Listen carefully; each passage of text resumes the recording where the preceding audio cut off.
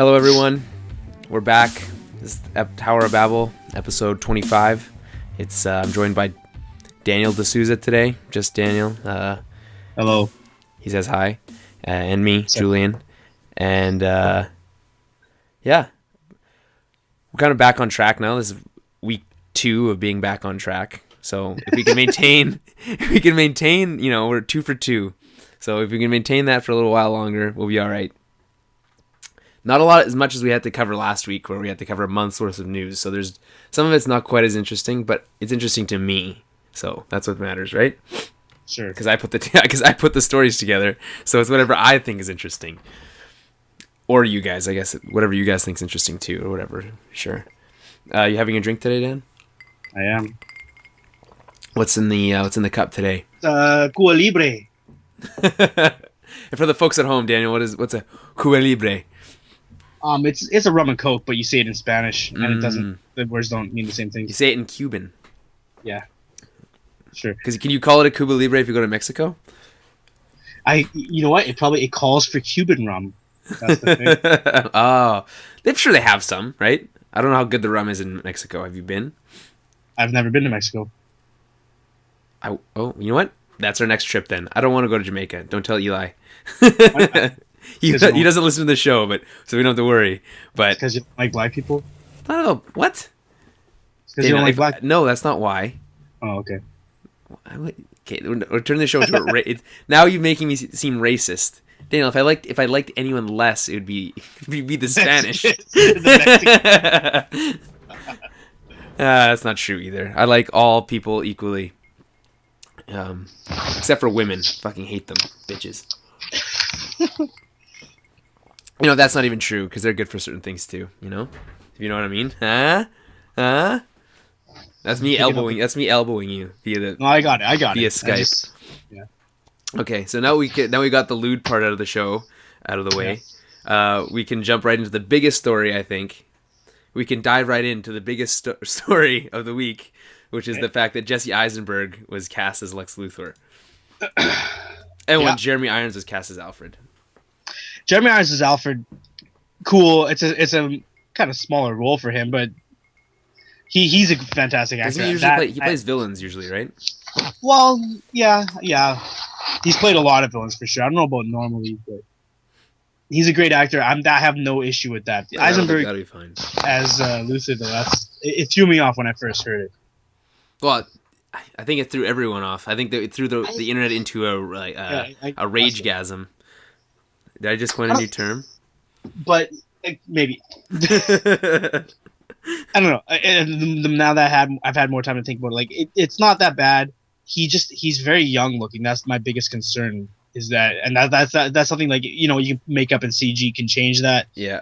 To a certain extent, but he still sounds and acts a lot younger than I picture Lex Luthor, and also he's just kind of small. He's not very intimidating physically, which isn't integral to Luthor's character, but it's still whenever I picture Luthor, that's a part of his character too. It's his mind. His mind is his best asset, but he still is his physically imposing person. He if there weren't superheroes in that world, he would be the hero of that world. You know what I mean? That's true. Yeah. Well, he considers himself the perfect human, right? That's his whole. Yeah. So he's sculpting his body and his mind. He would be just as determined to be the best physical condition. Yeah, exactly. Well, which is funny you say that because there was those rumors that The Rock was floating DC talk, right, for a while, and that they might consider casting him as Lex Luthor because they're saying, well, I mean, if you're gonna cast someone who considers himself the peak of what human can be, yeah. He's got the one side down and he can just act like he's the smartest one, right? He's a smart guy too, but yeah, he's the definition of peak physical condition. Yeah, there's no one. The Rock is the coolest. That's my own personal opinion. All my personal opinions don't necessarily reflect those of the Tower of Babel. But I agree with what he just said.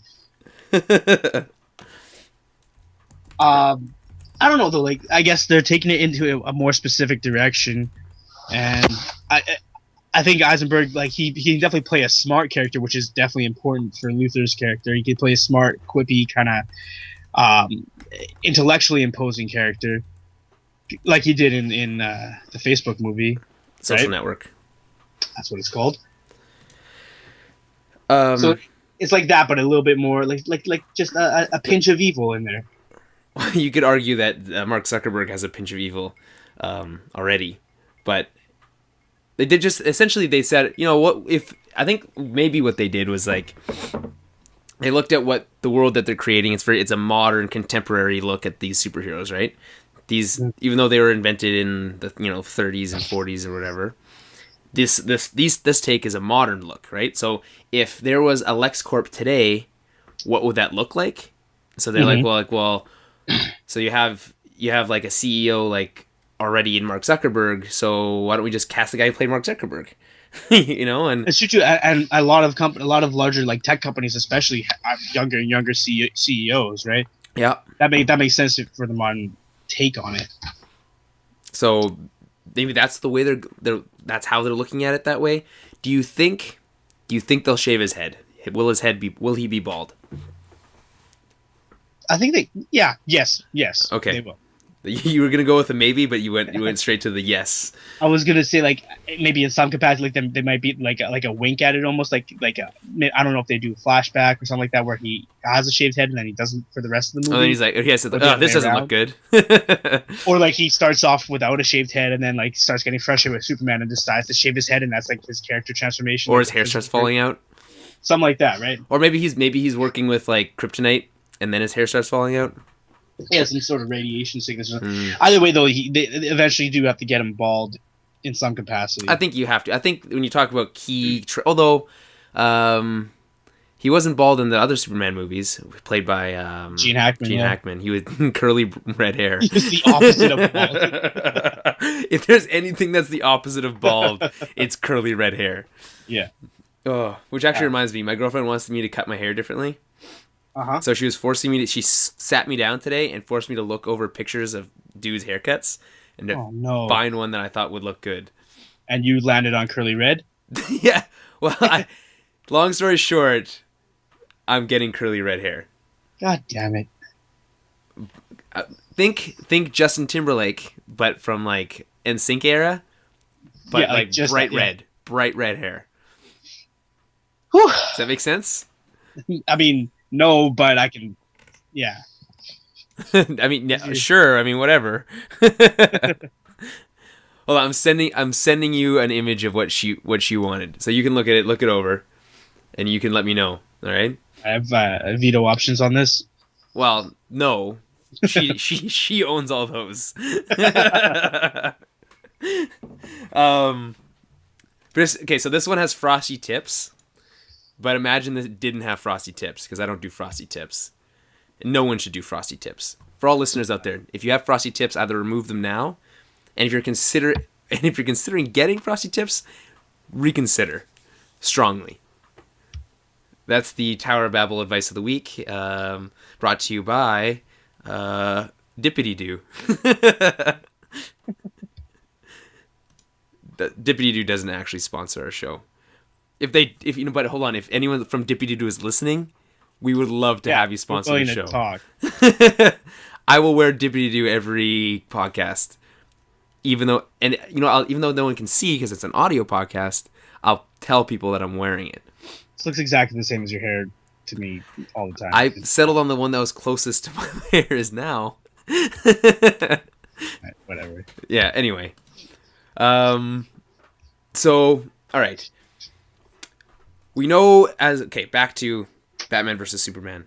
Yeah. This movie's really coming together here. We have Gal Gadot as Wonder Woman. We have Ben Affleck as Batman. We have... got bumped a year, but... Yes, it got bumped a year. That's still... I mean, but I'm talking like as far as cast-wise. What it will look like, what it will feel like. Who's Superman? Henry Cavill. Henry Cavill. So we have the big three. We have the main villain, or we assume is probably the main villain, or at least one of the villains. The rumor was that it was two Superman villains, so maybe it will be like a Doomsday and Lex Luthor, or it won't be Brainiac. It won't be. It would be. It's too early for Brainiac. That's too mind you, though, Brainiac has the connections to Krypton, so with a little bit of a little prologue to the movie, they could probably make Brainiac work. Also, did I mention? I don't. You know what? I probably didn't because we were gone on. We were away for so long. A rumor came out last month that someone close to the movies, they were talking about changing Wonder Woman's origins up. I don't know if we talked about this. Yeah, we did. It sounds familiar. That she would be like a descendant of those original Kryptonians that landed on Earth. Yeah, we did talk about it. Yeah. Okay. And they're like kind of like genetic experiments. That's why there's an island of just women because they're all and that's why they're super strong. Yeah. And maybe can fly. Because Superman can fly, so that makes sense, right? Yeah. Okay. It also it makes sense keeping Superman as the main focus, or the Kryptonian side of him the main focus. It gives them a rock, you know, because it gets too complicated if you try to do, because Wonder Woman's backstory, especially Wonder Woman, because she's so much of a like a fantasy, like a Greek character, you know what I mean? Well, yeah, it's so different than everything else in the DC universe. The story is what she's made of clay. She was crafted by clay by Hippolyta. Yeah. And that she wished so hard that she could have a child, that her wishes were granted by the gods, and the clay child became human, kind of like Pinocchio? What? Pinocchio? Yeah. Just like Pinocchio. Wonder Woman's just like Pinocchio, except her nose doesn't grow. Her boobs do.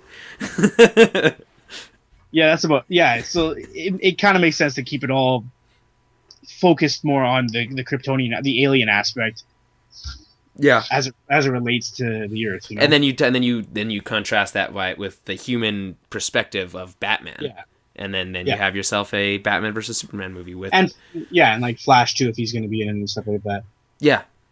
And we'll transition into the next story right away, but you got our final thoughts. Okay, so you said how you like. I also like Jeremy Irons as Alfred. I think that's great. I think that you can't have a Batman movie or Batman be in a movie without Alfred being in it in some capacity, because they're just so intertwined.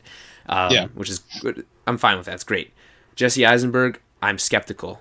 I said I was going to keep my mind, like, I was going to keep my mind open here as far as with Gal Gadot was cast. This one I'm slightly more hesitant, kind of shading towards the worried side. No, but I'm still okay with it. I don't know, the Gal Gadot one that didn't bother me at all ever. She said she's bulking up now, and that's all that was really like throwing me off. He could also her acting skills didn't throw you off at all. Or the fact that she's hardly been in anything. Exactly. Like, there's no real way to judge it. Well, she has been in stuff, and she honestly, really stood out. It almost like makes me feel better when they have like no names cast in roles like this. Like, that's true. I mean, like, what do we? You don't have something that you're going to be focusing on when you're looking at her. It's not like Angelina Jolie. Imagine Angelina Jolie was cast. Exactly, right? Ben Affleck as first of all, that wouldn't work, but and Ben Affleck as Superman and Angelina Jolie as Batman, and then Angelina Jolie as Wonder Woman. Yeah. I could see her as Wonder Woman, though. To be honest, I could. Angelina Jolie, I do like her in some things she does. I just don't think that it would work. Yeah. It wouldn't be believable. It would just be Angelina Jolie as Wonder Woman, not Wonder Woman on screen. You know what I mean? Yeah. Which I'm kind of worried about with Ben Affleck, that it'll be Ben Affleck playing Batman, not just Batman. If you know what I mean. Does that make sense? Because obviously he is playing Batman, but no. Out of all the casting, out of everything we know, that's the one. Batman's the one I'm most worried about. As much as I have like faith, like I've said on the podcast before, I'm looking forward to it. I'm not being negative about it, but there's just too much riding on that one. That's the one that you have the most to be nervous about. This one is okay. Batman versus Superman is by far There's no movie that I've ever looked forward to more than this film, ever. I'm sure we could have said that about Avengers too, though. Yeah, but this movie is that this was announced after Avengers, so that was before, and now. I know what you mean. I'm just saying, like. But they just kept getting better, like, you know what I mean. Like, if they announce a Civil War movie, I'll probably be even more excited about that than I will be Batman versus Superman until they announce the Justice League movie. You know, it just keeps flip flopping. So we were talking about continuity. We were talking about Flash for a second. You brought that up and how that might work. He's not going to be in this one, we know, but he will be in the Justice League movie, or you'd assume so, right? He has to be, yeah. So as far as DC and their continuity, they have they have a Arrow show, Green Arrow, but that spun out a Flash television show. So the Flash has been introduced, and he's going to have his own show right away. We still don't know whether that world is connected or not. Meanwhile, we have Gotham going on at Fox, and we know now is a Batman origin story. But over on the film side, they only have the 2 films. But on the animated side, DC's been making movies for years now, right? They announced that they're doing a shared continuity with their animated films, starting as soon as... so Justice League War comes out, I think, this week. So starting with Justice League War, which conveniently is the first story arc of Justice League out of the New 52, there'll be 3 movies every year out of the animated team at Warner Brothers, 2 of which will be in the Justice League War continuity, including Son of Batman, which we talked about last week. That'll be the same Batman as the one that we see in Justice League War, who we know has been operating for 5 years. That's when Justice League War happens. Batman's already been around for 5 years. I think most of the heroes have been around for a couple of years. So it allows for the whole Talia thing, and I guess how old would Damian have to be? He have to be 4. But I mean that we can ignore those types of things. Anyway, so there'll be 2 of those every year, and then a 3rd standalone movie. So for this year, that 3rd one will be the Arkham movie that they're making. But the producer, the producer of Justice League War, in the same interview with, I think it was Comic Book Review or something like that, mentioned that they wanted to do stuff like Red Sun and like other standalone movies, standalone stories that are like really, really highly regarded, that just never had a chance to do. So it doesn't have to be part of the continuity; they can just still do it, which is good. I like that. That's the way you have to do those ones. They can't be part of the continuity. No, I mean they could be, but it would be really weird. It wouldn't make any sense. It would be like it's in the continuity, but it's Batman from Earth 3, or it's Batman from Earth 10. So either way, I'll read a quote which I think speaks pretty loudly about what this means. So our next movie is going to be Son of Batman, and the Batman that will be the same Batman that you see in Justice League War. Basically, we'll have 2 concurrent series of Justice League movies and Batman movies, and they'll be in continuity with each other. So it's kind of world building. He also goes on and says that this is their first foray into a connected world. Yeah, which doesn't give me a lot of faith that this is their first foray. I mean, maybe they're talking exclusively with the animated team. Obviously, the comics book side, they've been doing it forever, right? But if that's the case with this, it doesn't give me a lot of faith that DC knows what they're doing. Like they're only doing this now. They've been making these animated movies for like 10 years almost, practically. A lot of the movies though, like they've never had to make them connect. Like Crisis on Two Earths or like the Green Lantern movies are not going to connect. No, those would be the standalones, I guess, right? But yeah, there was other ones that they could have done, like Public Enemies and all those other ones that could have been connected. Well, I get like the World's Finest and Public Enemies and stuff like that could have been, but I don't know. They've been okay as standalones, and now they're trying something new. I don't think it's gonna. I don't think it's gonna change much, actually. I don't think it will. I'm assuming they'll probably keep with the same art style that they've been doing for a while, which we said that we've been enjoying. It's not it's not the best that they've done, but it's not the worst, that's for sure. And so that's good. I guess you could probably say that this whole continuity thing probably started as early as the Flashpoint movie, because if they're going off of this whole New 52 stuff, right? Yeah. The Flashpoint was the catalyst of New 52. That started the new, and then now Justice League War comes out right after it. Right. So that makes sense, I guess. But I don't know if they'll maybe that when they do like a box set, maybe that'll be the first one, and then who knows. But it's also one of those weird things that unless you really follow comics, it would be really weird to explain to someone that the whole Flashpoint story caused the New 52. Like it's already weird enough. So yeah. Also, can I mention something? I'm still listening here super quick. Every issue of DC since the New 52 has had the New 52 on the cover. And this is what, now 3.5 years later? Almost probably maybe 4 years later now? No, it's not That's that. got to Is be. it? It's got to be at least 3 years. At least. We've done. Maybe. We've done like 3 main Batman stories, right? With the Court of the Owls, then Death in the Family, and No, I'm pretty sure it's less than that. it's at least 3. I swear it's at least 3. I can look this up. Well, Okay, here, I have Google this it. literally right beside me. This comic book. Is it an issue 1? This is no. This is the Wonder Woman. It's a trade though, but the Wonder Woman one from the Yeah, but it's not going to give you the. might Well, which one is that? The War? Is that the first one? blood. Blood. 2011. So Yeah. Well. it debuted in September of 2011. Okay, so 3 years in September. Okay, so it's 2.5 years, but still, it's not new anymore, right? I mean, how long is something new? Just 2.5 years, something still new? You're right. You're right. I mean, but then if you go, then what else do you call it? Or you just call it the DC 52? Comics. Do you? You know what would have been good? This is all in retrospect. You know how they did the new 52 and then they launched the new logo like half a year later? Yep. If they just relaunched the new logo with the new 52, that it would just given it a whole new like a direct break from what they were doing before, and like this is we're a whole new company starting now. Boom, you know. But they didn't. It still kind of felt like that, regardless of the logo. But I don't know. They can drop the new. You're right. Thank you. Did we ever say what we thought about the new logo? I feel like we never did. But long story short, I didn't like it when I first saw it, but it's very much grown on me, and it's pretty much I like it more than Marvel's logo. I think it's very simple.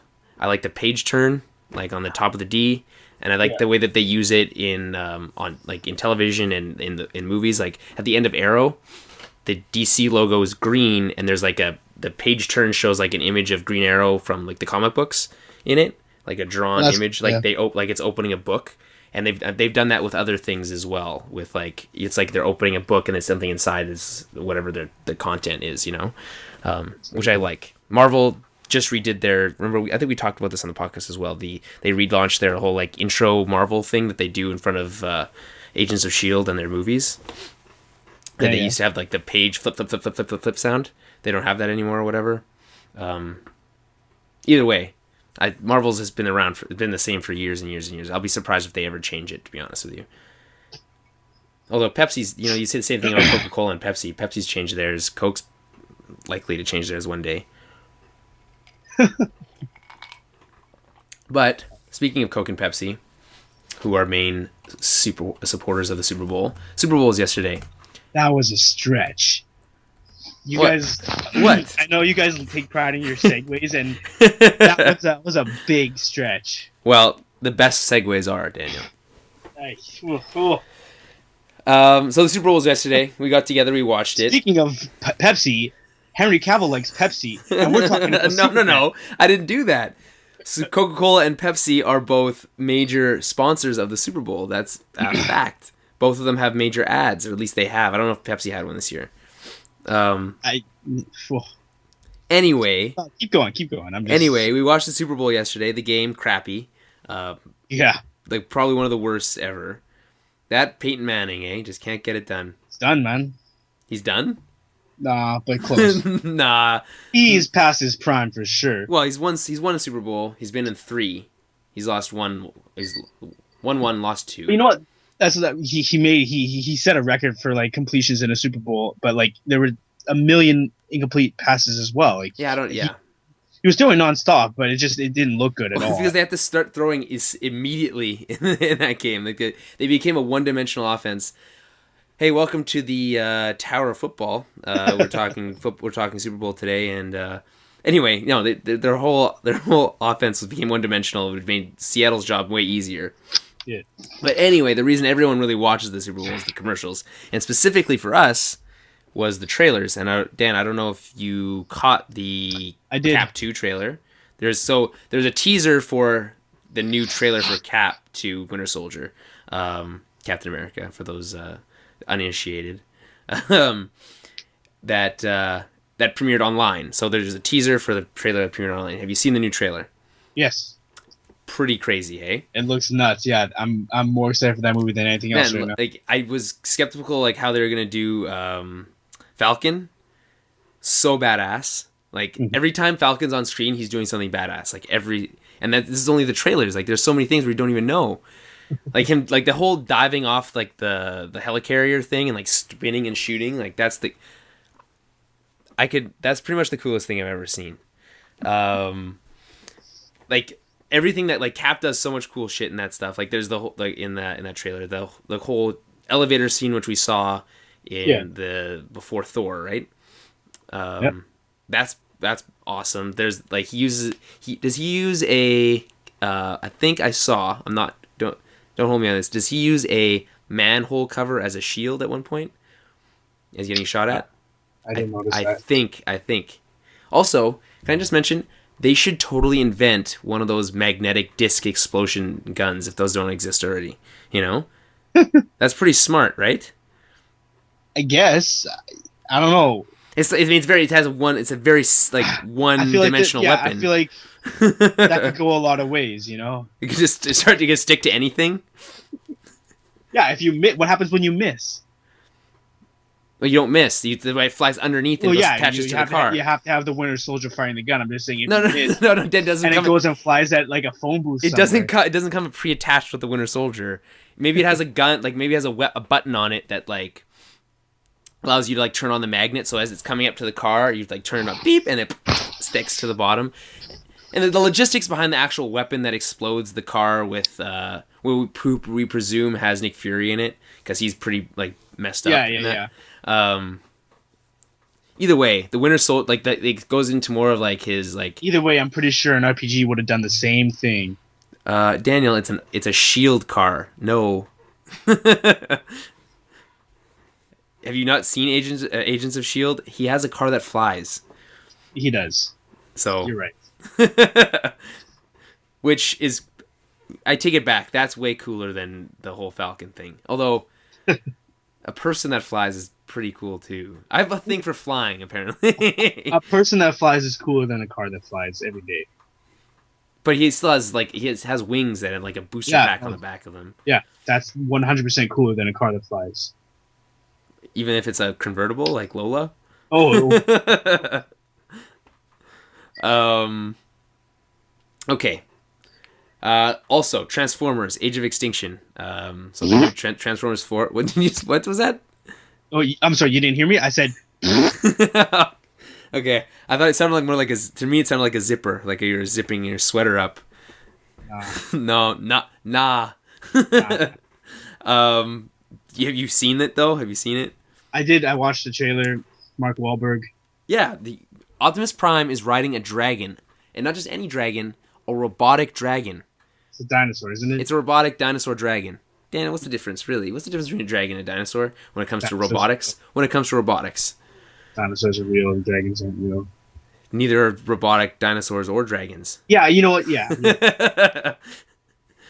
Anyway, there should be Transformer dragons, but there weren't in that trailer. Either way, well, there was. He was riding it. He was on. I don't know if you saw it. Optimus Prime was riding a I guess it's a dinosaur. Whatever. I did notice that there was a Transformer that had guns, which made no sense to me. He had handguns. Like every Transformer has guns. No, but like no, like handguns. Like they're separate from like his arm. Like like a Transformer's arm turns into a gun or whatever. Yeah. This Transformer had hands that were holding guns. Was it the one whose face also turned into a gun? Because then it makes sense still. No, I don't think so. He was the one that had like the parachutes. Oh. Anyway, I laughed because it had the quintessential cliche Michael Bay shot in it with people running slowly with explosions on both sides. Yeah. With Mark Wahlberg screaming something and exploding over his head. Yeah. Which has been in every single Transformers movie. I feel like he can't help himself. Oh, actually, you know what? That reminds me. That totally reminds me. What in the fuck did that remind you of? I will tell you. It'll come to shh. Just trust in the system. We're just gonna be quiet for a little bit. Yeah, no, I got it. No, it's fine. It's done. Just don't worry. Just don't. Nope, don't look at it. Don't go down and look. You don't know what I added. We talked about sheer continuity. We talked about Transformers. So the only other thing that happened at the Super Bowl was there's 2 Spider-Man spots. Not much different from what we've seen as far as Amazing Spider-Man. What are you doing? What are these sounds you're making? Keep going. Anyway, so not much different than we've seen from Amazing Spider-Man 2 that we've already seen. I did like the line, "Let's go catch a spider," like the whisper. Yeah. From Jamie Foxx. I'm pretty sure we've seen that already too, but have we? What? I don't know. I don't know. think so. You are a hater for this movie. I'm really excited for this movie. Okay, no, I'm not a hater. I just think that we didn't need to relaunch Spider-Man so soon. I disliked the last film. That's wrong. Disliked it. That's incorrect. No, it's an opinion, so it can't be wrong. I know. It's Amazing Spider-Man 1 was pretty good. No, it wasn't. It was faithful to the comics. It was perfect. I don't know what you have. What problems you have? Wait, hold on. Whoa. Not perfect. No, I should not have said that. Yeah, thank you. Anyway, but I don't. There's no issue to take with that movie though either. Like, what are you so mad about? I don't like just Andrew the fact Garfield. that they're rebooting it, because that's not the movie. That's the company. Take that. No, I don't like that they introduced this whole thing. Listen. No. Can you let me explain myself? Can you just let me super quick? I'm just gonna go ahead and explain myself. I don't like that they introduced that whole thing with his parents and never explained it. It wasn't touched on again. It's a trilogy. They're building on it. But every movie has to stand on its own. You know, like in that. Yeah, and it did. No, nothing about his parents. Okay. Anyway, whatever. I don't like Andrew Garfield at all. He does because he plays this whole What you say? Are you serious? No, I didn't say. Anyway, he plays this whole I'm such a nerd and girls don't like me or whatever. But he's playing like a pretty boy, like hipster, and all those stupid hipster girls are for sure into that. Guess what? Spider-Man has always been. Yeah, but that's fine. But don't pretend. But then don't cast a pretty boy to play Spider-Man because it doesn't make sense. He's like, oh, my life is so hard, but I'm actually a male model when I'm not playing this role. Like, that's what Spider-Man has always been. No, he's like a nerdy kid, but he has a great personality and whatever, and he's like a quippy kind of like sardonic character, and then he gets he's funny with it. Like, the personality's fine, but it doesn't match the actor playing it. That's what I'm saying. It's not believable. You're saying he's too pretty. Yes, not in those exact words. Those were your words. Yeah. But yeah, essentially. But whatever. Also, that whole relationship with Gwen is like super rushed. The CG is mediocre at best. Wow. Yeah. The lizard didn't look great, but yeah, and that's the main villain. So, I mean, Doc Connors, I guess, is part of like half the villain. So Spider-Man looked pretty good still. Yeah. No. Spider-Man. His suit was but which is good because they're fixing it and going to the right one in the next movie, which looks a lot like the Raimi Spider-Man. But whatever. I'm skeptical about the CG in this one. I don't know. Not Shocker. Electro. That looks. Shocker's another Spider-Man villain, not nearly as cool. He looks cooler, but yeah. Yeah, no, Shocker's the one with like the yellow arms with the lines on them, right? Yeah, he looks like a ninja from Mortal Kombat, but he can shock people. Yeah. I feel like in the cartoon he's sent like sound waves out his arms. Am I wrong? I'm doing like a motion like I'm shooting my arm, like my arms are shooting right now. I think those are like shock waves, not sound waves. That's what he's called. Okay, that makes sense. Anyway, I'm skeptical of this new Spider-Man. You're excited for it. We'll see how it turns out. It comes out next summer, right? Or this summer coming out of 2014? Yeah, I think it's 2014. Well, I'd hope so if they're doing Super Bowl ads. So speaking of Cap 3, we're coming back to Cap 3, or Cap 2, excuse me. I ruined it. So Anthony and Joe Russo who you explained to me before the podcast are actually were They were producers on Community seasons 1 and 2 for sure, maybe 3. I don't know. I think they're done with it now, but they're pretty busy. They were a big part of making the show what it became. Anyway, we love Community, and everyone knows that. But these guys, the Russo brothers, are pretty busy because they've been tapped to direct Cap 3 already, which is pretty big because there's not been a single director other than Whedon who has been asked to come back to direct a second movie before the movies come out. Only with the Avengers and with Cap 2, which is probably a really good sign for Cap 2 that they think it's a very, very solid film. And from everything we've seen, it does look very, very awesome. So I think Captain America is resonating with audiences more than I think they originally thought he would. I think originally they might have thought that he was kind of like it's kind of old school, kind of like more of a Cold War era character, World War II era. Well, he is from World War II, but like those type of sentimentalities of America the Great and America the whatever. But I think he's actually encompassed the character of being more of like being more worldly than he is about just the United States, even though he does wear the red, white, and blue on his chest. Because Cap did really well internationally when it came out. It's so weird too because he's not a very popular character in the comics. Well, he's not a popular character. I mean, he's probably he's better in Avengers than he is in his own shit. I think he's arguably more popular than Iron Man was before Iron Man came out as a movie. Yeah, and the stuff that Brubaker did with him is some of the best comic work that's been done. So, I mean, we can't say that there's some very diehard Captain America fans. Captain America is for sure, but he's also he's kind of like when he's not paired with anybody else, he's kind of boring, you know. I think yeah, I guess you could say that. I mean, he doesn't have quite the same personality that a Tony Stark does, but he doesn't. The way that they've been playing it, it's not like the Boy Scout. It's more of like exactly. It's something different. He's got more of a I don't know. Attitude's the wrong word. I don't want to, but it's been played. I think he's kind of anti-government because the government isn't what it's supposed to be. Yeah, like it's almost like a commentary on the government, American government as it is now, like spying on their own citizens and stuff like that. Like the government from when he went to war was, I mean,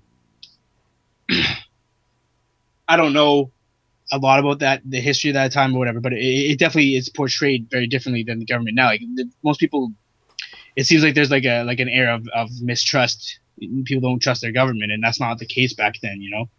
That's true. So he's a part of that. He's an actor in that. He doesn't trust, like in the trailer, from what I gather, he doesn't trust Shield. He doesn't trust Fury because of the way they've been playing things. Well, and then they have the what's his name, the old guy. You know what I'm talking about, Robert Redford. Robert Redford, yeah. Yeah, playing that government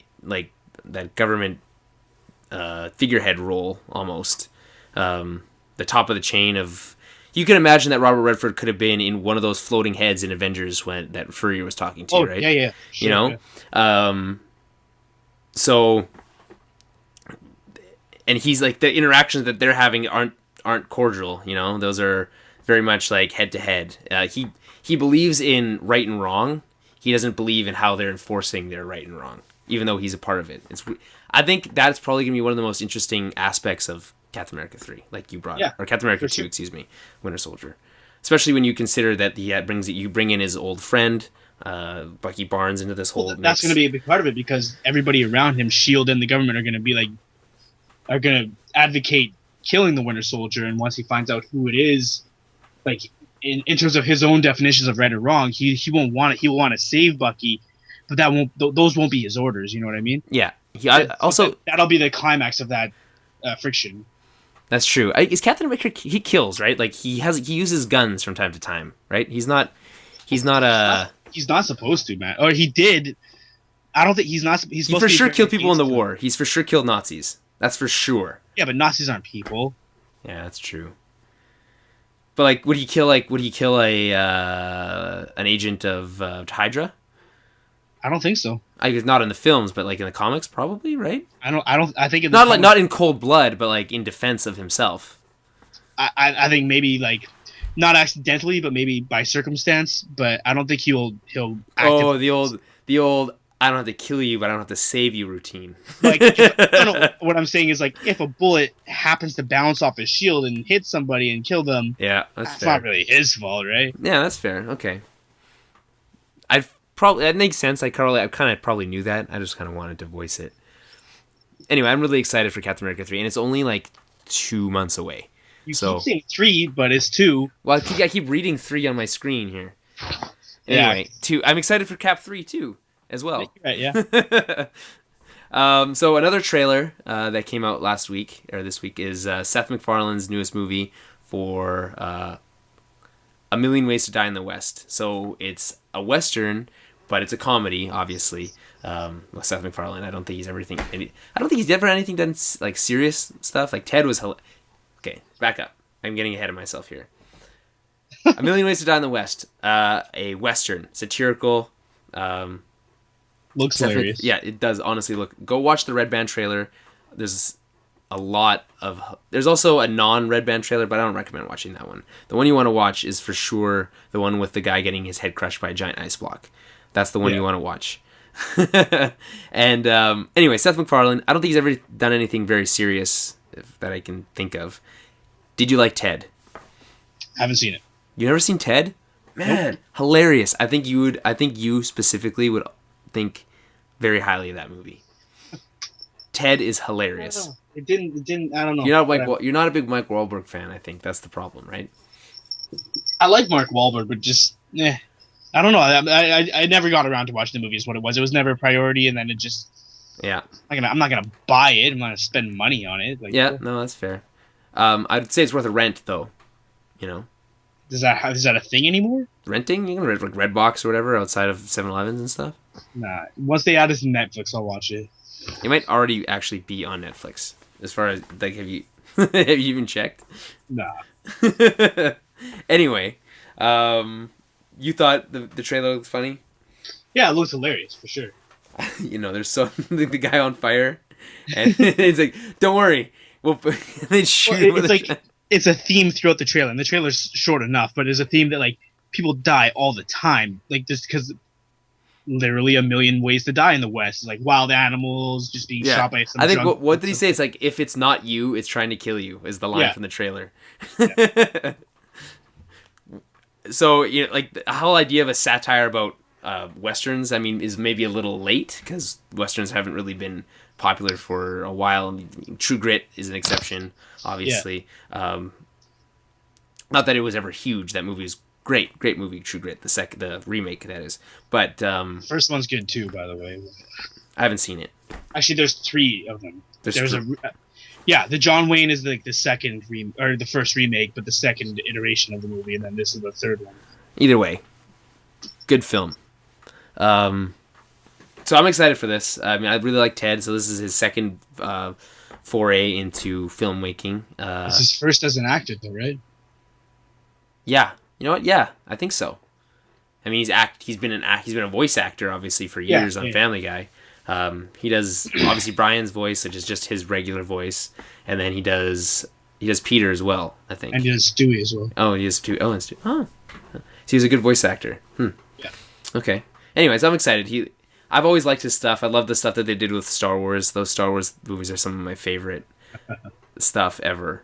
Anyway, what else we got next? We got X-Men Future Sentinel. So this is kind of a short one. An image of the Sentinels from the future of Days of Future Past. We saw like the early ones, like Bolivar Trask. What's his name? Who's playing Bolivar Trask? It's Peter Dinklage. Dinklage, who's playing him. I had it on the tip of my tongue. Anyway, those ones cool. Jeremy disliked the fan thing in the middle. These ones don't have a fan. I also dislike that fan, by the way. I'm fine with the fan or vents, whatever. Either way, you don't even know. Maybe they can. Maybe that vent moves away and there's a giant beam there.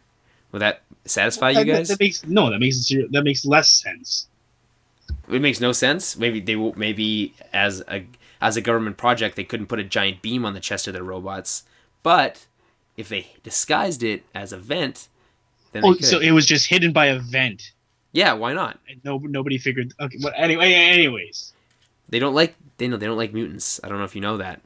I understand that, but Okay. I feel like okay. Anyways, You didn't do you people, like I feel like people would look past the vent at some point. well no, because how you gonna get close enough to walk up to this talking robot that's trying to kill you? If you're I guess if you're a mutant. Ugh. Anyway, did you like the future version? It got like scales on it. People were It's thinking hard to tell. I mean, it looks cool, whatever. It's kind of weird. I don't know what those scales are. people were saying that it could be maybe Nimrod. I'd be surprised if they went that route.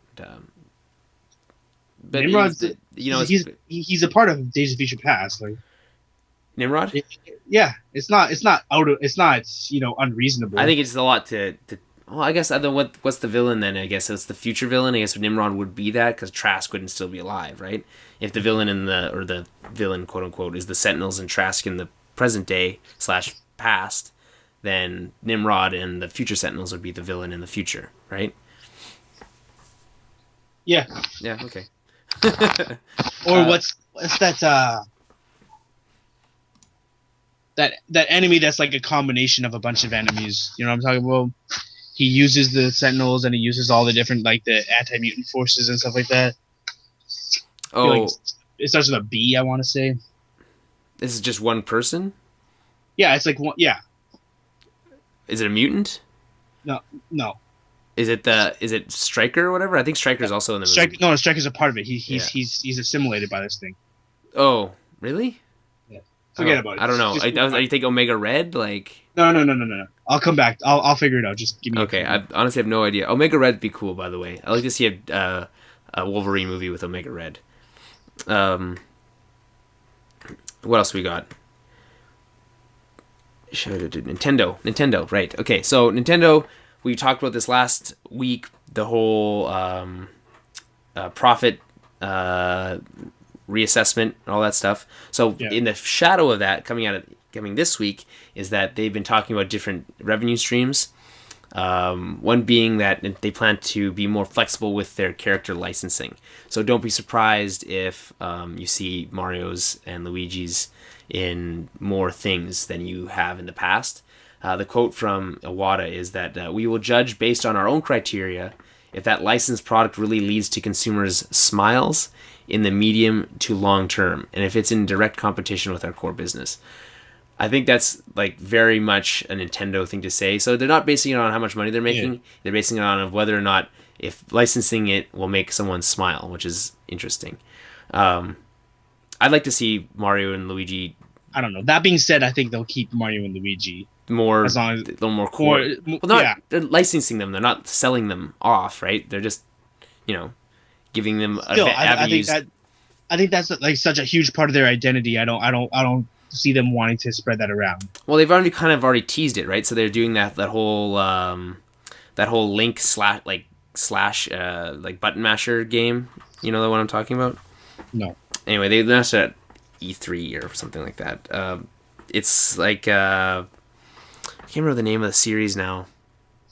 Anyway, essentially it's like a slash 'em up, button masher and it's just Link, and he's fighting a bunch of his villains, or whatever, like the goblins and they're not called goblins though. What are they called? You know what I'm talking about. The ones that also the things that spit the ball. Yeah, no. You know what I'm talking about though, right? I know what you're talking about. They're weird names. Anyway. So like Gorad or something like that? No. I feel like I should know this. I haven't been very good with the names today. Anyway, so that's kind of an example of that. I wouldn't be surprised, kind of like how Capcom licensed Mega Man to be in Super Smash Brothers. Yeah. Maybe you'll see Samus in something else, or Star Fox in something else, developed by someone else. So we'll see. I would like to see that because, to be honest with you, Nintendo needs to change something up because it's getting boring, their stuff. Fair enough, yeah. They also said that their future devices will be more integrated. This is also according to Satoru Iwata. essentially they've been saying that they've been developing their handhelds and their console systems completely separately, and it's almost impossible to port games back and forth between the 3DS and the Wii or the Wii U and all this stuff, making development really hard, obviously, between the two. But they said that now that the technology is caught up, they don't have to do that anymore, and they've merged their hardware teams into one, so their future handhelds and their future consoles will be integrated. So you'll have like a consistent UI probably across both. They mentioned, like, as an example, they talked about Apple's iOS with the iPhone and the iPad. But only makes sense, yeah. Yeah, I feel like they're so slow to this kind of thing. Like, like, how is this only dawning on you now? This is 2014. This now you figured this out now. You're saying how, like, they literally started from scratch every single time they redeveloped a new console, except for the GameCube to the Wii. They maintained the core chipset from GameCube to Wii, which is obvious because they were essentially the same. But every other time they literally started from scratch, which is probably not very cost effective. And they said, like, well, because of like cost restrictions or whatever, they have so much money in the bank. Nintendo. Bastion. What? Bastion's the name of the X-Men villain I was thinking of. Okay. Bastion. Sorry. I still don't know. I just yelled it out. Sorry, my friend has Tourette's. It's a combination of all those, like, whatever group Stryker's with, and then the muties and the anti-mutant organization. It's a combination of a bunch of those things, and it's like this, like, kind of cyborg dude that, like, he has a bunch of TV screens and he controls everything, and he kind of, it's like Stryker and those guys are like his pawns. He, like, sends them out. I'll look him up. X-Men. Pretty sure it's Bastion. Bastion. I put Seamen. Of course you did. That's hilarious. Seamen? But like C-men? Oh, I know. I am familiar with Seamen. Oh, he was in the whole Hope thing. There's a cover here with Hope, and he's like connected to all these wires and stuff. He doesn't look familiar to me, though. He's hooked up to everything. Still, though, it doesn't look familiar. Anyway, I look. You know what? Okay, keep talking about something. I'm gonna go. I need a refill. Okay, well, I'll go move on to the next topic, which is probably. It's gonna be a while. I'm in my girlfriend's house. It's all the way upstairs and then back downstairs. Okay, well, just hurry up then. So I'm gonna talk about. Okay, ready? Yeah. Oh. Okay. So the Wii U, according to Sierra, there is still a Nintendo tip here, by the way. According to Satoru Iwata, president CEO of Nintendo, he believes that the Wii U's weakness is the gamepad.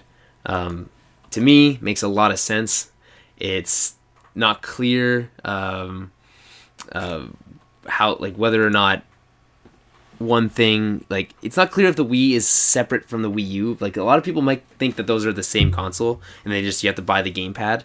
You can't. Second of all, you can't buy a second gamepad, so it's only ever one thing with Wii remotes being controlled with it. So that doesn't help that whole problem either.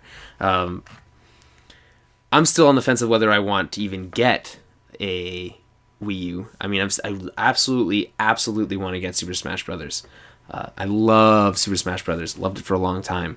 I probably haven't played any games more with Dan and Jeremy than Super Smash Brothers Melee and Super Smash Brothers Brawl. We've probably stayed up till like 3-4 in the morning playing that game. We've played it drunk. We've played it after the bar, before the bar. I mean, obviously with the whole drunk thing, but yeah, that game, it makes you excited. But why don't I just buy a 3DS, which has a whole library of great games, and buy Super Smash Brothers for that, and not worry about having to get a whole Wii U to play Super Smash Brothers on. Dan, you back? You still talking? Yeah, I had to. What am I gonna do? What am I gonna do? Just sit here in silence? Wow. Moment of silence.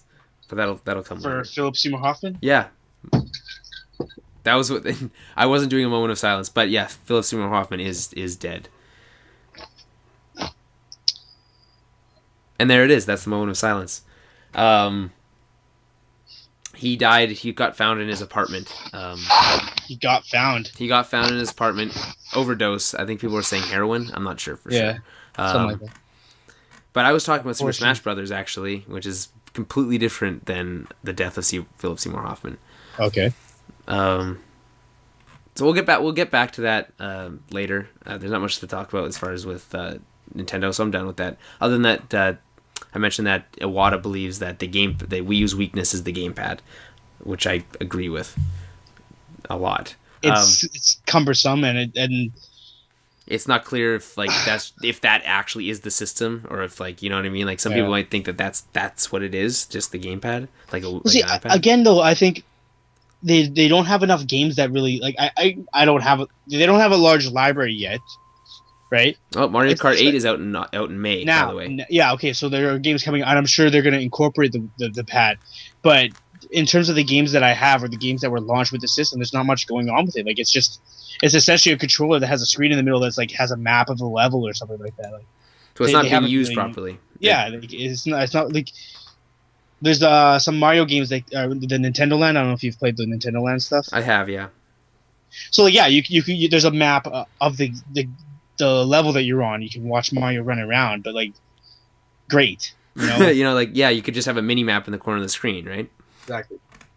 And then as a controller, it's large and it's unwieldy. It's different. You're not a fan. So you have a Wii U. You don't use it very often. The one thing that is good, it's kind of good for, which not great for, but part of that Nintendo Land as well. There's a Legend of Zelda mini game, and one of the characters has a bow that you shoot. So you use the gamepad and you aim it at the screen to shoot. Then you pull one of the joysticks back to draw your bow.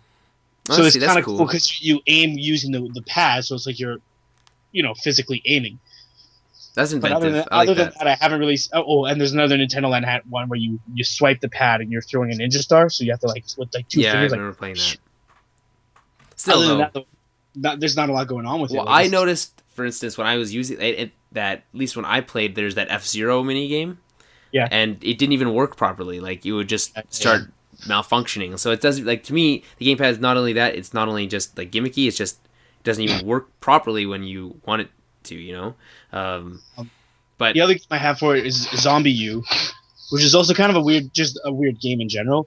But yeah, the gamepad itself is essentially just a map of the area that you're in. It's also your inventory, which I liked. I like that kind of cool thing where it's done a pause, you look in your inventory on your screen, away from the screen, in your bag. It's you're looking in your bag and you can get caught from behind and stuff. What I would be excited for is to see it incorporated into some of their the games that are coming out and see what they do with it, because Nintendo's always been a very creative company. Well, yeah, and it's not like anyone else is making games for it, so do something.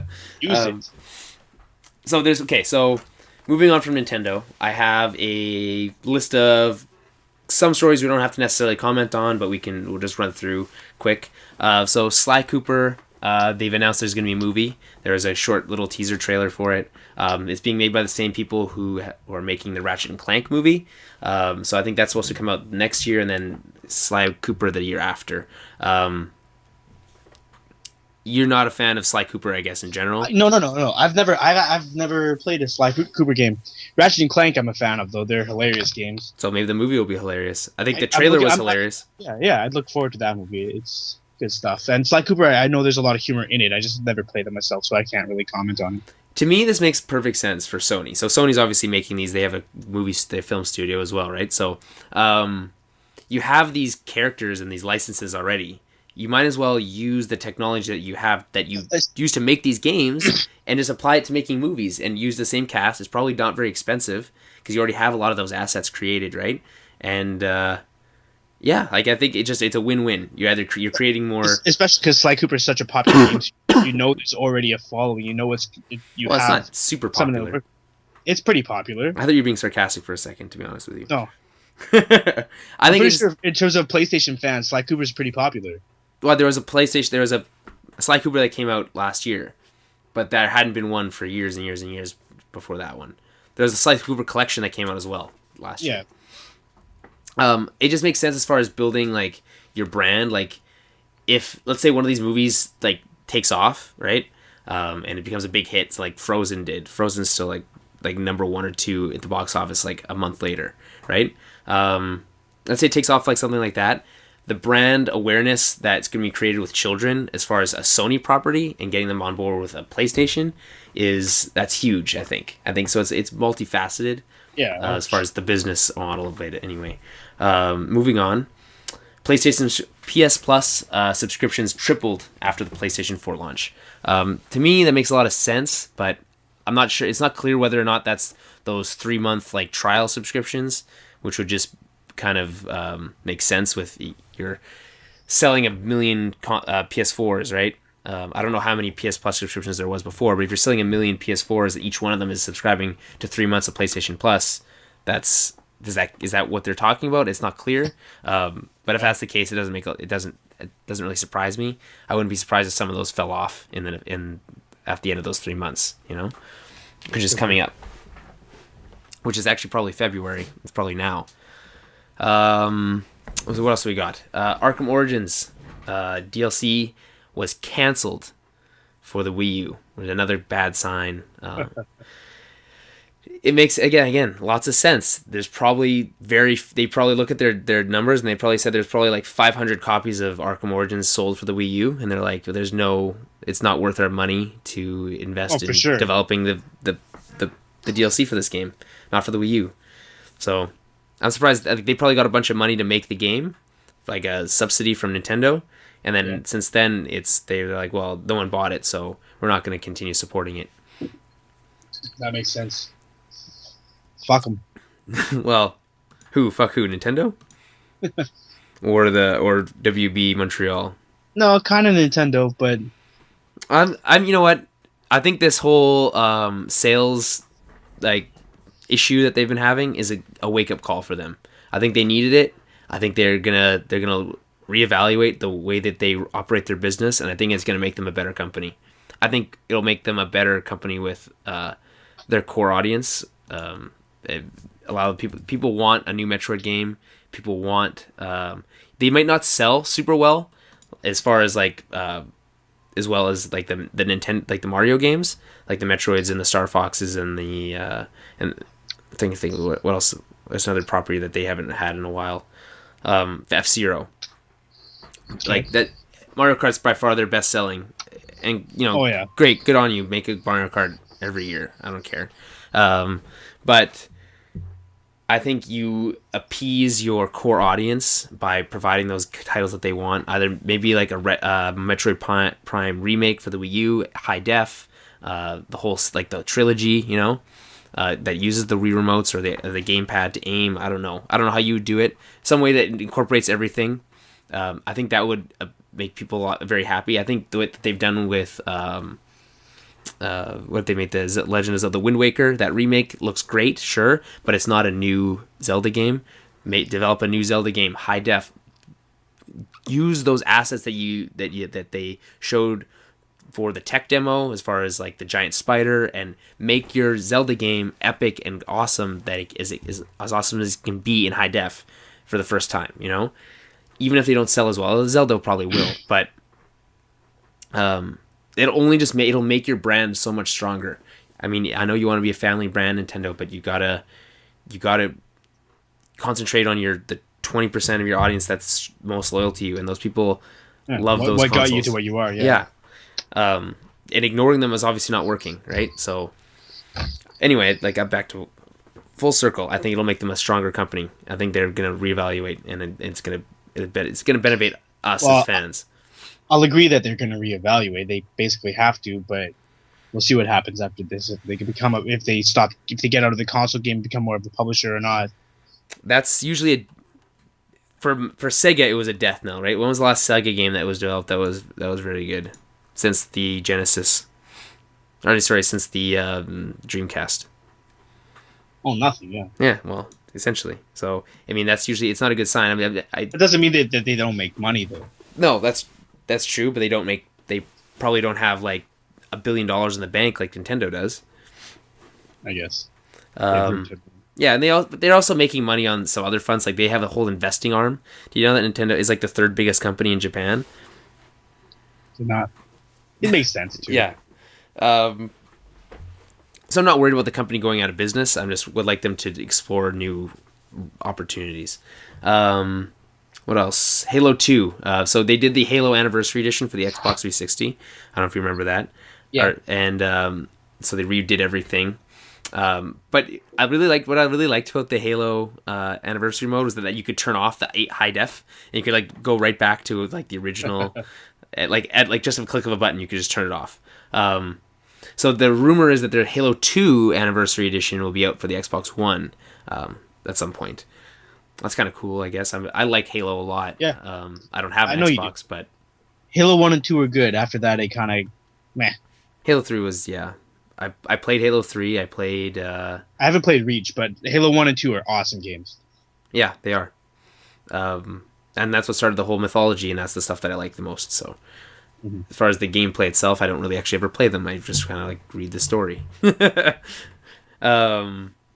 What else we got? So Mike Martz, he was a lead editor in the DC Batman group for the last 8 years, I believe. Before that, he was at 8 years with Marvel. He's returning to Marvel as an executive editor. So good for him, I guess. It's a bit of a promotion. He's worked with pretty much every great writer and artist like in the comic book industry. It's probably not a good sign for Batman fans because he's been doing such a good job. But Batman's good for him. X-Men producer wants Channing Tatum to play Gambit. I'm surprised you didn't go. Oh yeah, no, that's basically how I feel about it though. I don't like that. I don't want that to happen. I like Channing Tatum. I just don't think you'd play a good Gambit. I think he's okay. He's just not Gambit at all. Yeah, he could play a million different X-Men. There's so many X-Men out there that he could play, and Gambit's just not the right one for him. I don't think. DICE, so not the developers conference that's coming up soon, but the developer that's making that makes Battlefield feels really bad about the whole Battlefield 4 issues. So this month, February, they're doing a player appreciation month. So there's going to be I think there's a free battle pack every week. There's going to be like double XP every weekend. The usual stuff that they do. And then I think some free weapons and stuff like that. It's nice to see that they're acknowledging their mistakes, and they've started moving on from their technical issues into balancing the game and making it more fair, I guess, which is nice to see. They do that with every game, and I follow some of the directors on the game on Twitter, and a lot of the time they're asking the community like how they feel about certain weapons and how they feel about a certain vehicle speeds and their damage that their weapons do, and how that they should balance them, or if they think that there's any particular weapon that's overpowered. And it's always good to see that, because for a long time, I think, remember we were playing Battlefield 3 for a while, and they had those shotgun shells, the exploding shotgun shells. Oh yeah. Yeah, and you couldn't play. Everyone would have a shotgun with exploding shotgun shells, the explosive rounds or whatever. Just like run around. And you could just kill anyone one shot almost, from long range too, and with a shotgun, which made no sense. So they nerfed those super quick, and that made that game a better game. People were really upset about it, like the people who exploited that. So screw them anyway. But I always like to see that's what they should be concentrating on. It's great that they're involved for sure, and that they're adapting their game based on real time feedback. Yeah, it's such a tricky thing to do. It makes so much sense that making games difficult, but I think that they talk about how difficult it is to balance the weapons properly so that no one is overpowered or underpowered at any given time. No matter how hard you try, as soon as you release the game and people start playing it, people are going to exploit whatever they can. Yeah, and you have to be able to adapt afterwards. Yeah, their whole philosophy with Battlefield was the rock paper scissors philosophy, which they talked about. I think a long time ago now, with the whole you can be in a tank, which might be a rock, but what beats a rock, right? So someone with an RPG or someone with with tank mines or a C4, right? but then that person can easily be shot with By a a sniper or sniper, something. or you know what I mean, and that person who got killed can be revived with a medic, and so it's just that there's never like it's always fair. The game is always moving in a like exciting way, and Battlefield 4, now that they've fixed those issues, is very, very fun to play. In fact, my brother and sister can't stop playing it. I've barely been able to get on because they've been so busy playing it. Avengers 2 is set to film in South Africa. Parts of it. Huh. What do you think that? What do you, All over the. I have no idea what that's gonna be. it's all over the world. Yes, a lot of. Oh, they're all over the place. There's like 6 different countries that they're filming in. Yep. It's set. Supposedly, it's supposed to be a fairly like a meatier section of the film, but not have any of the main cast are going to be on set in South Africa. Well, that makes just no sense, Right? Well, not meatier, but it's not, they said it's going to be more than like a post-credit scene, right? It's the Savage Land. That's what I'm thinking, right? Maybe it's. I don't think they're gonna do that. You don't think they? What? Why not? Okay, no, it's not the Savage. It's not the Savage Lands. It's not the Savage Lands. It's That's a pretty weird one. no. You're right. It's probably T'Challa and all and like Black Wakanda. Panther. Yeah. That's what Yeah. that's Yeah, probably what it is, right? They're I'll teasing get Black behind that for Panther. sure. Yeah. So maybe it's not just a post-credit scene, but it's also, or maybe it's like it's right in the movie that they're talking about Wakanda and like King T'Challa and all that kind of stuff. I guess, yeah. But it's never like maybe made it as a main plot point, and they've come back to it for the post-credit scene. Either way, I think we're pretty much a given that we're going to get a Black Panther movie soon. Well, the sooner the better. I wouldn't. Okay, here's what I think: the 2 unannounced Marvel films are Black Panther and Doctor Strange. Doctor Strange is almost like you can mark that one down. Yeah, no, Doctor Strange is in the bank. Yeah, but I think Black Panther's like what else? I mean, really, what else at this point? No, So do it. So, okay, so I asked Daniel. I asked you this before the show started. If you read all the Harry Potter books. I have. I've seen all the movies, or I've never read any of the books because I don't like to read. But I've read them all like 2 or 3 times. okay, so J.K. Rowling, obviously the writer of the books, came out just recently and said that she regrets the Ron and Hermione relationship. Yeah. Yeah. The people Makes sense. that people are like really upset about that. Some people are really upset that she said it. Other people are really upset that they feel like justified and vindicated because they've been saying that for so fucking long. I think it makes. I mean, I'm not the type of person to get upset either way about that. But if you want to actually talk about the characters, it doesn't make sense from the like.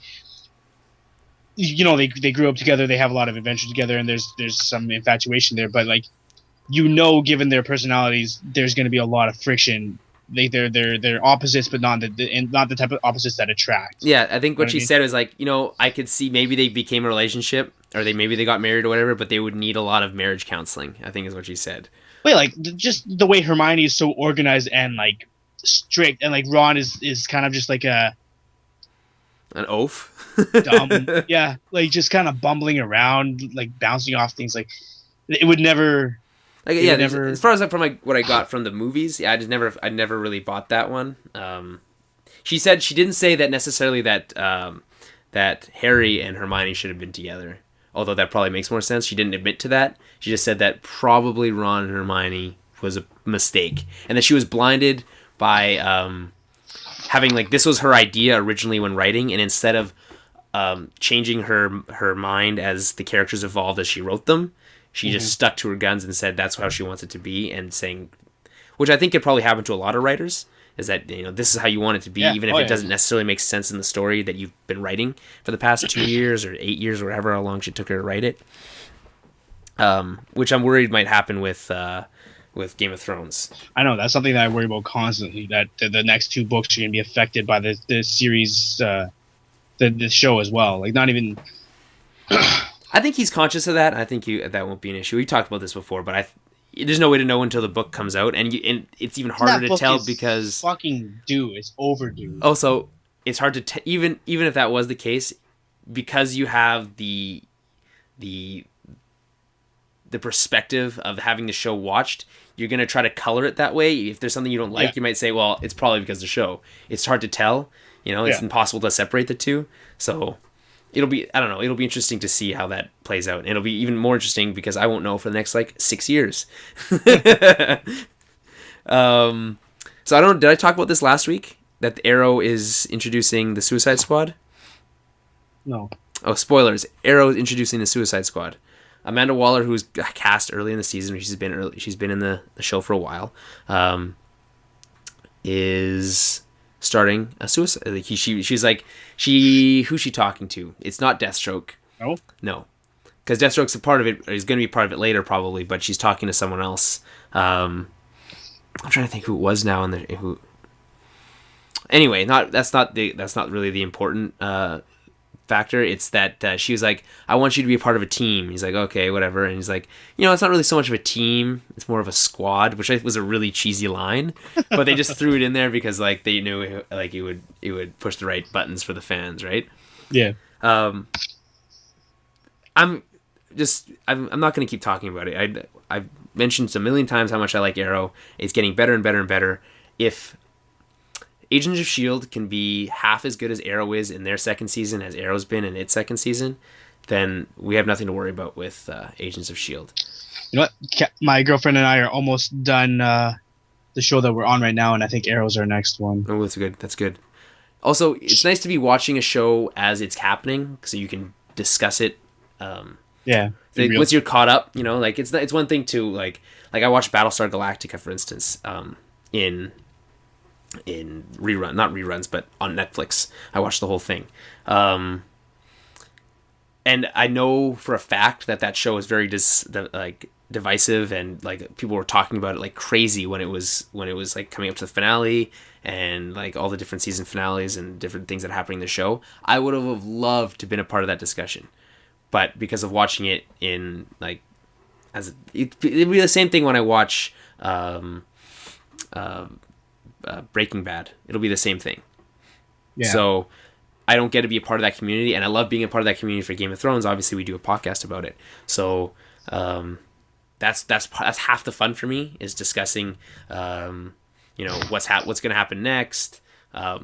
They've cast these actors. Who are they going to play? It's even more interesting when you have a universe to pull from with DC, where it's they've cast this person. Who would they make? Who could they play? Who would they make a good character? You know what I mean? I don't know how to describe this person looks like this person, or their personality would fit this character or whatever, right? It's just fun. So I think you guys should definitely watch Arrow next. I don't envy you guys. The first few episodes are tough, but once you get past that, it's uphill, a steep incline. My general rule is to give a show 5 episodes.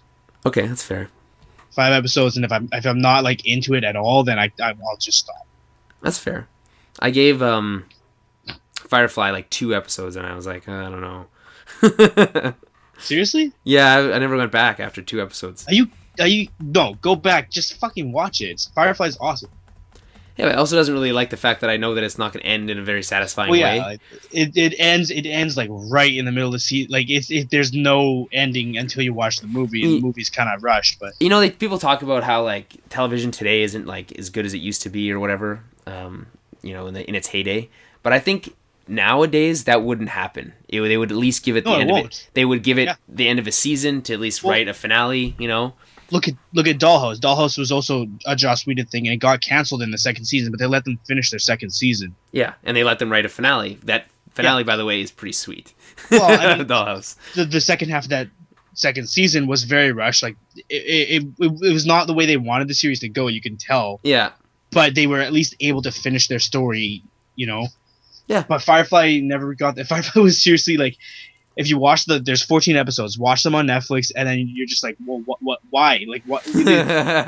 It's not even that there are questions that are unanswered. There are questions that haven't been asked that you were kind of ready to ask. It's just in the middle of nowhere. Okay. Well, I should give it a little bit more of a chance, but it's good. It's good. Okay. Last couple ones. Sony announced that the PS4 will have a software update 1.6. adding support for the headsets that came out for the PS3, the Pulse and the Elite Edition headsets, which is good. I think I want to get one of those anyway. But maybe I won't, because the gold wireless headset was also announced by Sony for the PS4, PS3, and PC. But it also has it's wireless as well, but it also has like a 3mm audio cable, 3.5mm, the one that fits into your like every MP3 player that ever was made. So that you can take in and plug in and unplug and stuff. So you can work with it like your phone, which I think is pretty cool. So I might get that. I love that it has the 7.1 surround headset. I need one of those. I have a headset now, but it's wired, and I refuse to use a wired headset. It's not. Yeah. It's stupid. Never used the headset for gaming. I can give you my headset, and you can just use it for this podcast. You can plug it into a computer. So yeah, but anyways, the battery life is supposed to have about 8 hours of straight gameplay on one charge. And I believe that they said it was made by Turtle Beach. That was announced, I think, earlier this year, that they're making headsets for the PlayStation. But don't quote me on that. Are you ever going to get a PlayStation 4, Dan? Eventually. What's going to be the catalyst? When like an Uncharted game comes out? No. I'm willing to buy it. I just need you need the money. I need a job yeah, first. Okay. You know, you need the money. You need the job. You need the money. I have like other, expenses that come first. Yeah, man. Speaking of expenses, I just bought $250 shoes. Why are you stupid? Man, they're really good shoes. No, there's no shoe that is that good that is worth. Okay, so they're dress. Listen to me. Okay, spend like $60 on a pair of shoes. They're dress shoes. They're dress shoes, made by Cole Haynes. This is not a Cole Haynes ad, but these shoes, Cole Haynes has partnered with Nike, and they incorporate their like Airwalk sole into the sole, so it's very comfortable.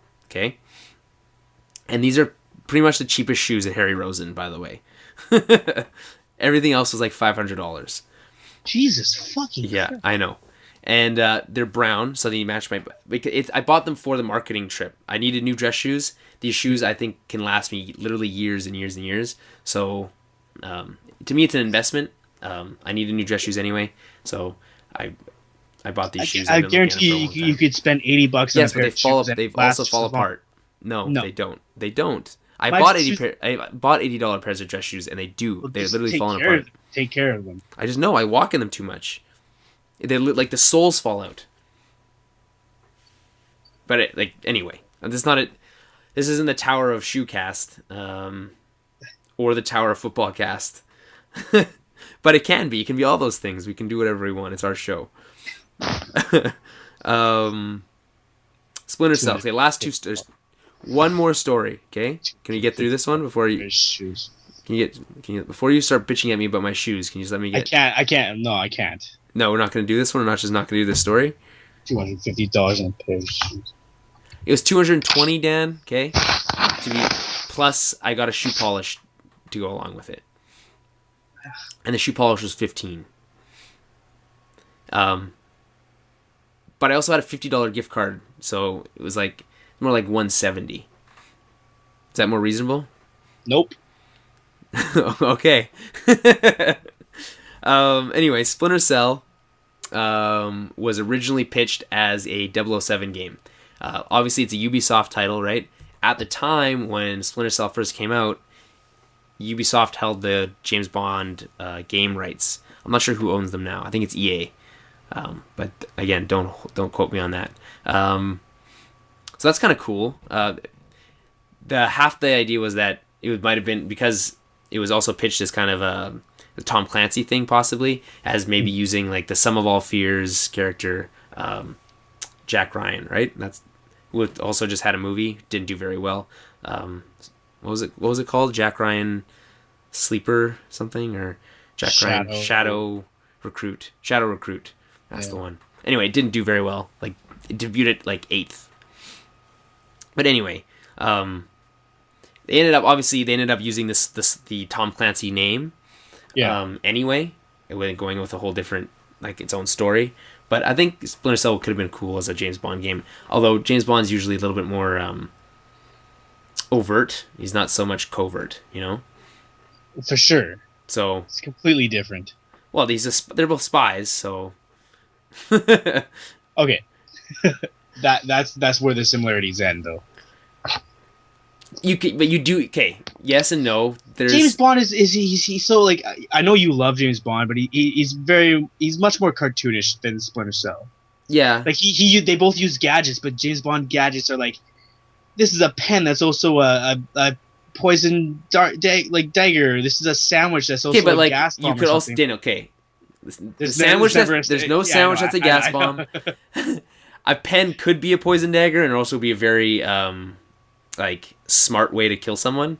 I mean, if you're trying to be covert about it, just Yeah, poke yeah, someone yeah. with a pen. You know, you know. I know. So I mean, like am. that's I not that know. cartoonish. So can you give me a Okay, better one? Give me a better one. so then the car that's also like a hover boat that turns a car that turns invisible that he can control with his little PS Vita. First of all, Vita wasn't out yet. The car that was invisible wasn't remote controlled, and the remote control car was pretty much one Yeah, of it the was. funniest. Yeah, it was. Yeah, it was. Was it? Nuh-uh. Yes. Yeah, because it hit that guy. Yeah, in the Arctic, the one with Halle Berry. Yes, that's the one with the Vanquish. They called the Yeah, Vanish. yeah. Yeah. It was remote control, and he had to hit some guys, and then it also had like super traction on the tires, so Yeah, it could go up the spikes. wall a little bit. Yeah. Yeah. Nah, garbage. Wasn't he drive? I'm pretty sure he was driving it then, wasn't he? Wasn't he driving it when that was going Then he on? was, but it also was able to go invisible. Man, whatever. Say what you want about Die Another Day. I really like that movie. I think that's like one of not. I'm not gonna say it's one of the better James Bond movies, but I think it was a very fun James Bond movie. I also really like Pierce Brosnan. It's fine. You know what? I don't even hate James Bond movies because that's what they're about. They're cartoonish. They're fun. They're quirky. But and then Splinter Cell is completely different. Splinter Cell is a covert Very agent. serious. Yeah. Yeah, very serious. And his gadgets are like his night vision goggles and like A silenced pistol. Either way, I'd like to see another James Bond game probably done well. I think I've talked about this before. The James Bond game that I really liked. It was in third person. It had Willem Dafoe playing the villain in the game. Yeah. Um, It's not World's not no. no, I'll just Google it super quick. Dafoe. James Just right Bond. after Nightfire. Yeah. It was called Agent No. Agents Under Fire. No, because that was another first person one. Everything or Nothing. Everything or Nothing, and it was for the GameCube and PS2. Yeah, I remember. Probably Xbox. I really liked that one. It was a third person like cover based game, and I think James Bond works better, to be honest, as a third person, because I think you want to see James Bond, being a badass. I mean, it's cool to be in first person, and because the whole GoldenEye thing that it's like almost been typecast, like a James Bond game should be first person, but I think you can move on from that now. I'd love to see a James Bond game that was a lot like an Uncharted game, you know. That's a good concept actually. So, I mean, without the excessive climbing, but with like the right No, mood, but like the cinematics and the story and the characters. and voiced by probably whoever's acting as James Bond at the time, and I don't know if they'd get Daniel Craig, but or whatever, even someone who's voiced him in the past, who've played him in the past. I mean, what's Pierce Brosnan doing right now? Probably not much, you know. Yeah. But yeah, what is he doing right now? I think he's a producer of his own. No, I hope he's enjoying a Cuba Libre on the beach somewhere. Let's check his IMDb.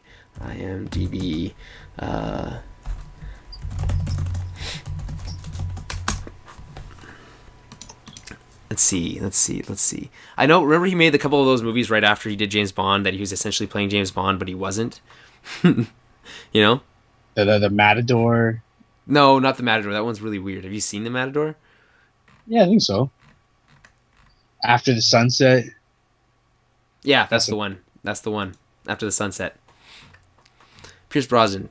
He is filming Survivor. Don't know what that is. He was in Percy Jackson and the Olympians. Yeah, he was. He was a... What was he? He was like half horseman? He was a centaur. Sweet. See, man, he hasn't done very much. Percy Jackson and the Olympians is 2010. He did The Ghost, Remember Me, Salvation Boulevard. And tell me you've seen any of these movies. Stop me when you have. Yeah. Okay. I don't know where she... I don't know how she does it. Bag of Bones, which is a TV miniseries. Love Is All You Need, The World's End. Oh, he was in The World's End? I haven't seen that yet. I haven't seen it, but I know that. But actually, that's the first one I recognize. Love Punch, A Long Way Down, and those are the movies that he's made since, and the rest are in post production or he's filming currently. November Man, How to Make Love Like an Englishman. Nice. I want to watch that movie for sure. The Coup and The Survivor. The Coup sounds cool. Let's see what The Coup is about. In their new overseas home, an American family soon finds themselves caught in the middle of a coup, and they frantically look for a safe escape in an environment where foreigners are being immediately executed. Oh, see, that looks cool. Mm-hmm. Do you think he's playing an American citizen? He has a very British accent. It sure sounds like it, but... Owen Wilson's also in it. Cool. What? Yeah. Is that as his daughter? It doesn't say who he's playing. Yeah. Shut up, Daniel. There's no one else I reckon. Claire Gear. I'm guessing that's maybe the daughter of Richard Gere. Anyway, that's what this. So this is this week in Pierce Brosnan. Next week we'll be discussing. I thought you were about to say the Tower of Brosnan podcast. Done that a lot this episode. That could also be the Tower of Brosnan. That would stick with the theme. Next week we'll be discussing How to Make Love Like an Englishman. Join us for that. Yeah, that's our homework. We both go home and watch that movie. It's not out yet. It's in post-production. It's coming out this year. God damn it. Should I tell you what the caption is? Should I tell you what that one's about? Just go home and watch a lot of British No. Shh. A drama about a Cambridge poetry professor who begins to reevaluate his life of Byronic excess. Do you know what even Byronic means? Is it bionic excess? Because that sounds way more interesting. I can relate to bionic. Oh my god! But Jessica Alba's in it, and Salma Hayek, and Malcolm McDowell. This is my favorite movie already. And holy shit! Yeah, no. That's right. That's it for the big name ones. But yeah, Jessica Alba, Pierce Brosnan, and I bet you he's wearing a tweed vest. No, Malcolm McDowell would for sure be wearing the tweed vest. God damn, I want to see that movie now. Anyway, so that's next week on the Tower of Babble. In the meantime, actually, no, but seriously, we probably won't be talking about that next week. Or ever again. Unless it's a great movie. You might watch it just to watch Jessica Alba, for all I know. Watch it to watch Salma Hayek, but... whatever. I'll watch it to see... And also any combination of the two. I'm only in it for Malcolm McDowell, so... check our Twitter feed. I'm trying to actually end the show now. Check out us on Twitter at Tower Babblecast, or check out our website www.towerbabblepodcast.com. Babble spelled Babble, not the Babel, by the way. Very different. Although I don't think there's a Babel podcast. Oh yeah, let me try to check that. www.towerofbabblepodcast.com. Anyways, go to the website. We should get that one before someone steals that domain name. Yeah. Yeah, and comment on stuff, read stuff. Even if it's like bad comments, just comment on stuff. It'll be fine. Like, don't make fun of me, but like, if you're gonna make fun of someone, make fun of Daniel. It's fine. I don't care. Make fun of me all you want. His weight's usually a good thing to start with. He's really sensitive about that. Just kidding. He doesn't have a weight problem, as far as you know. Anyway, am I missing anything? I got the Twitter in there. I got the website in there. The Facebooks. We're on the Facebooks as well.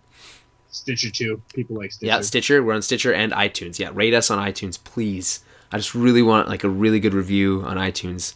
I would kill someone. I would not kill someone. That's a lie. I would do something really nice for someone who wrote a good review on iTunes. Anyway, we'll hope you to be back next week, because we're doing this thing. We're gonna try to stay on track. So we're 2 for 2 in over 2 weeks. So we'll be back hopefully for a third week. But maybe not. Who knows? Anyway, we'll talk to you later. See ya.